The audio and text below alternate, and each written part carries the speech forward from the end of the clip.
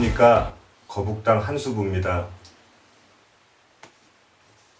오늘은 여러가지 이야기 주제 중에서 나쁜 점집, 나쁜 무당에 관해서 이야기해 보도록 하겠습니다.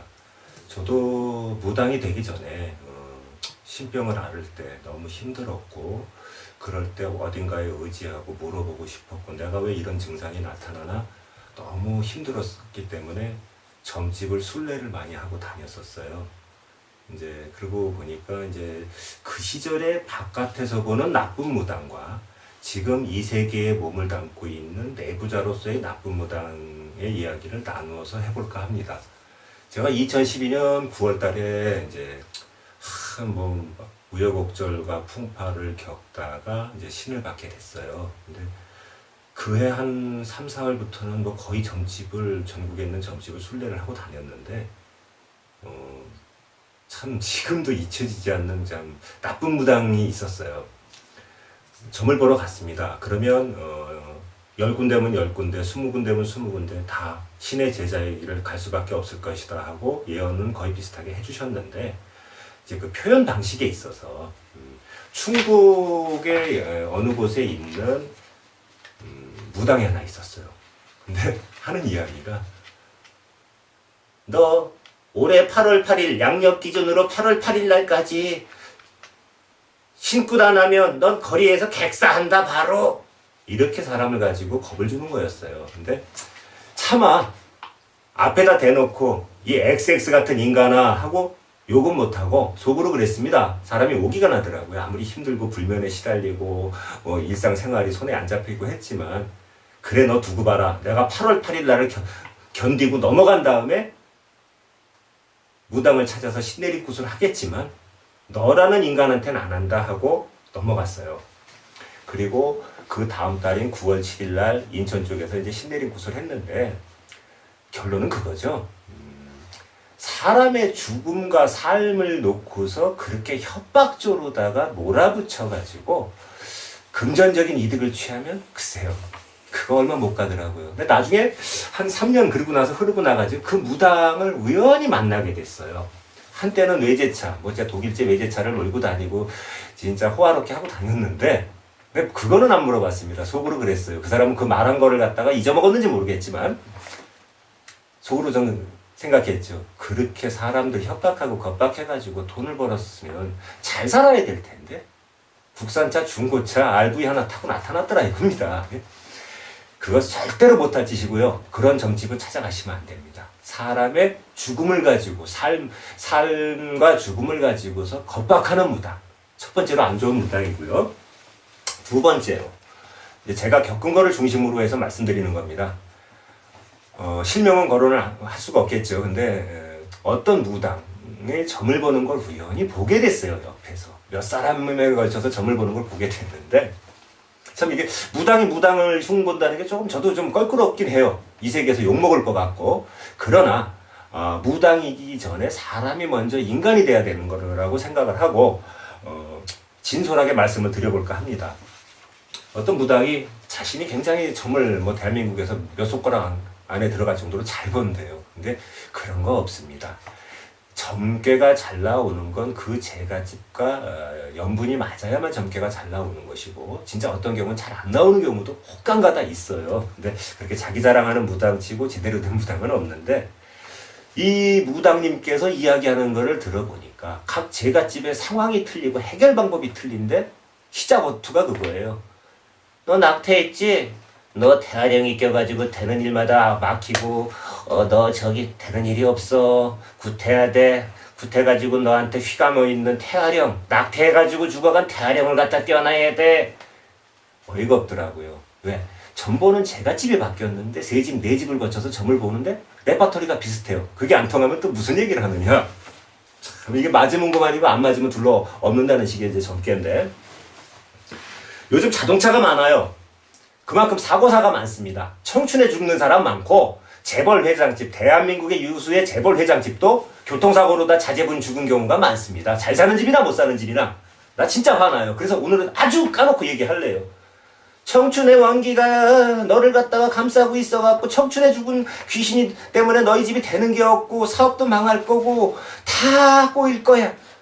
물론 그런 경우는 있어요. 점을 보다 보면 조상을 타고 어떤 그 제갓집의 지기를 타다 보면 그런 경우가 없는 건 아닙니다. 그렇지만 어떻게 오는 제갓집마다 청춘기, 처녀귀신, 총각귀신 목소리 굴려가면서 겁줘가면서 그러면 벌 받아요. 예?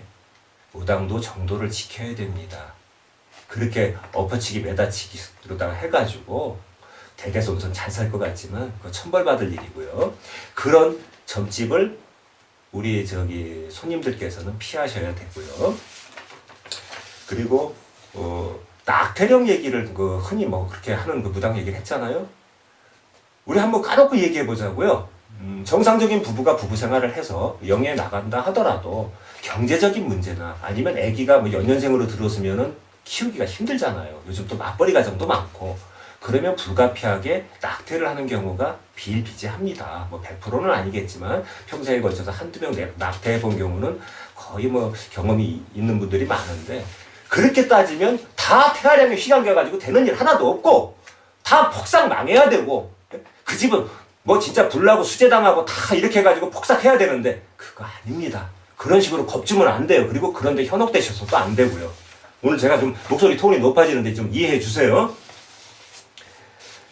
그리고 어떤 청춘기 자살률이 우리나라가 OECD 국가 중에서 최고라고 그러죠. 삶이 힘들다 보니까 자살하는 경우 젊은 나이에 많아요. 교통사고로 죽는 경우도 많고 산업 현장에서 산업재해로 돌아가는 양반도 많은데 그거를 다 하나 툭 찔러서 안 맞으면 또 하나 푹 찔러갖고 이거 아닙니다. 그래서 제가 결론적으로 말씀드리면 겁주고 협박하고 귀신 타령 너무하고 그래요. 조상한테 잘해갖고 복 받지 복 안 받는 경우는 없어요. 그렇지만 조상이 자손을 보살피려고 하지 무슨 해코지 하려고 오시는 조상만 있는 것처럼 무조건 조상 걸먹이면서 겁주고 이거 아닙니다. 그런 점집은 가셨다가도 이야기 들으시게 되면 그냥 속으로 멍멍 개소리 마라 하고 그냥 귀 닫고 나오시기 바래요. 그래야 여러분의 신상에 유리합니다.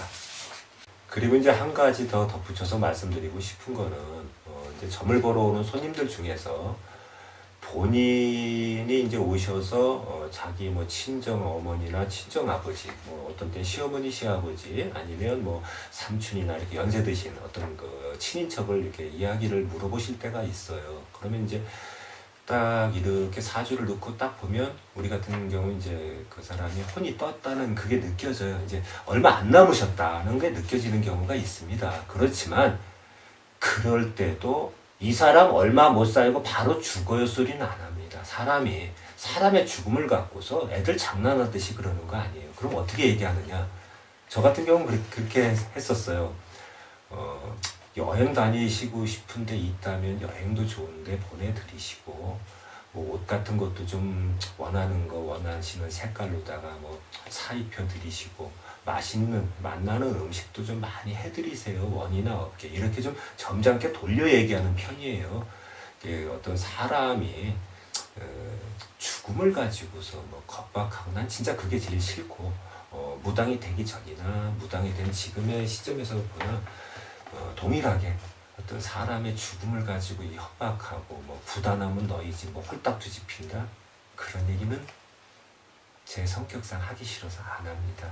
그냥 조금 너무 안 좋을 때 좀 신령님 대우해 주시고 조상 좀 위해 주세요 말씀드리고 그가 거부해서 안 좋은 일이 다가오는 걸 막지 못하고 그런 안 좋은 쪽으로 간다고 해도 그거는 이제 그들의 몫이라고 봐야 되겠죠.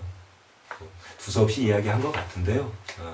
오늘 이야기는 여기서 줄일까 합니다. 그리고 제가 같은 무당으로서 어떤 같은 세계에 속하시는 무당을 본의 아니게 비난하고 비판하는 이야기가 나왔는데 조금 시청자 여러분께서는 좀 이해해 주시기 바라고요. 본래 의도는 그런 거 아니고 손님들께서 어떤 안 좋은 아주 일부분이겠지만 질적으로 좀 안 좋은 몰지각한 무당한테 속아서 손해나시고 마음 상하시는 일이 없기를 바라는 마음에서 짧은 소견이지만 제 의견을 피력해 봤습니다. 예, 감사합니다.